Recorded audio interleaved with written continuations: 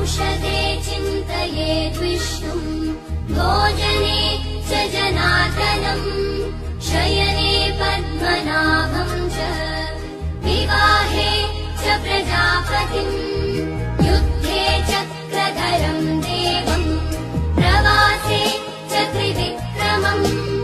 नारायणम् तनुत्यागे